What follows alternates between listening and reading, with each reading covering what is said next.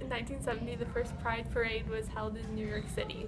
In 1995, Ontario allowed same-sex couple adoptions. In 1999, the Supreme Court ruled that same-sex couples must be afforded the same rights as opposite-sex couples in a common law relationship. In 2002, the Ontario Superior Court ruled that prohibiting same-sex marriage was a violation of the Charter of Rights. In 2005, Bill C-38, the law giving same-sex couples the legal right to marry, becomes law. We've already come so far with these milestones, but what about the people who are scared to come out and be who they truly are? What about the people who are afraid to hold hands in public? Just because we don't seem the same doesn't mean we aren't. Gentlemen, tell me why are we wasting time on all your wasted crowd when you should be with me instead? I went to Catholic school, and people often tried to use being gay or saying objects were gay as an offensive term. Yeah, my grandpa was really traditional, so he was really homophobic, so I heard it a lot at home. Not really, like it wasn't, I don't know, it wasn't out there when I was growing up. But I mean, there's, people always make negative comments. Yes. Quite often when I was growing up, the AIDS epidemic was going on, so there was a lot of fear over people who were homosexual. I don't really recall jokes or stories so much, but I do recall people using the word gay a lot, like that's so gay. So not even really understanding it, just using it as like a descriptive word out of context. That he can. Marriages and why? I think they are because they're just potentially scared that their families are going to be torn apart by the gay people trying to come in or trying to force their sexuality onto them. Yeah, just because it's like something different and everyone hates on something different in this society. There are a ton. There are a lot. Because I think a lot of it is just the way they're raised, and it goes against their belief system. As with everything in the world, people have differing opinions, and I would say that yes, I think there are some people who are against same-sex marriages. The reason I believe why they're against it is because they don't understand it or they've never been exposed to it, so they're against it because it's an unknown. I think some still are, and I think a lot of it probably has to do with traditional values that have been passed down from generation to generation, and it just kind of perpetuates itself. I also think that some of it's based on just kind of an unwillingness to be progressive. Marriages and why? I think some people are, and I think anytime people are against something is fear. So I think what keeps people separate is fear, and it's the unknown. But once people get to meet someone who identifies as being homosexual, they tend to get over that pretty quickly. But it's the unknown. Yes, some people are, because they're crazy. I know he's just not right for you. Diverse society. I think yes, because like the new people coming into Canada, like immigrants and like people being born into the world can be growing up knowing that they'll be accepted if they're gay if we continue this tradition. Like, I know people who go to them. I've never been to one. I don't know. Probably, because it's good to get awareness out there. But then you have these people like, why don't we have a free parade? Because everything in this society is for straight people.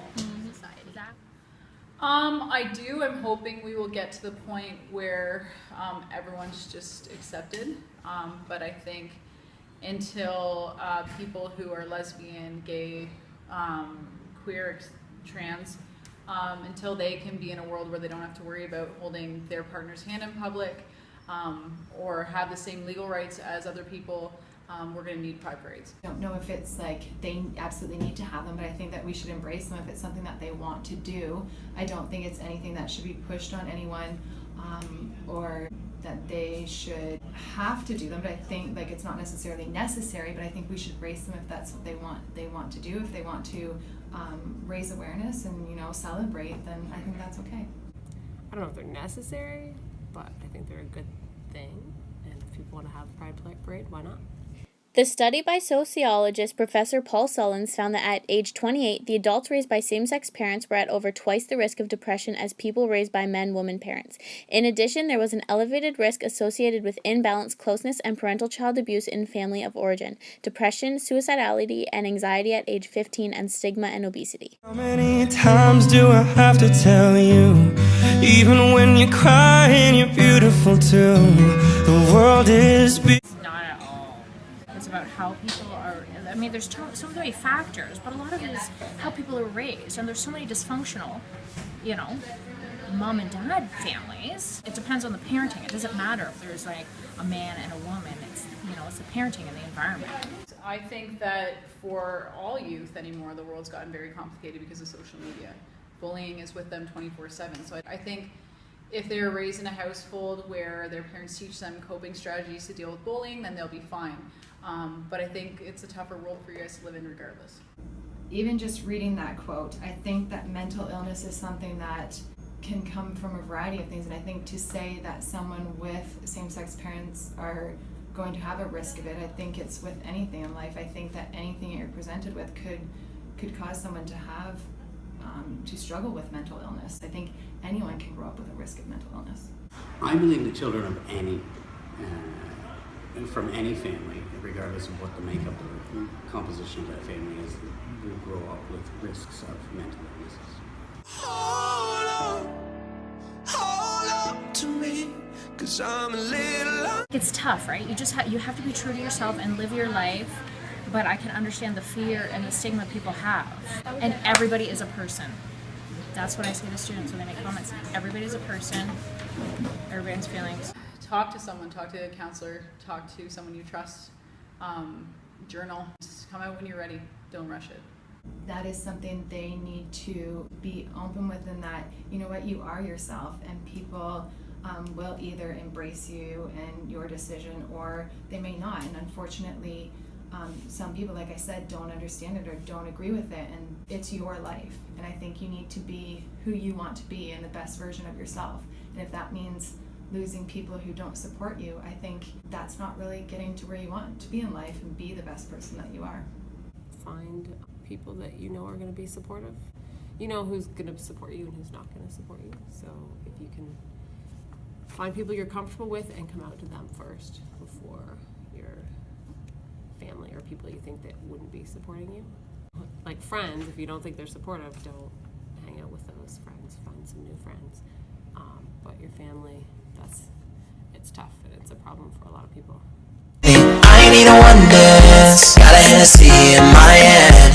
One more time, but I go higher powers taking a hold on me.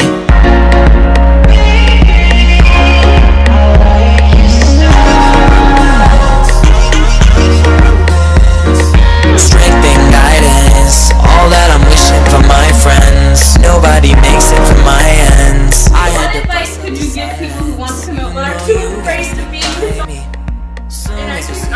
And I don't want to spend time fighting. What advice could you give people? We got no time, and that's why I need a one dance. Just do it! My end, one more time, but I go higher powers taking a hold on.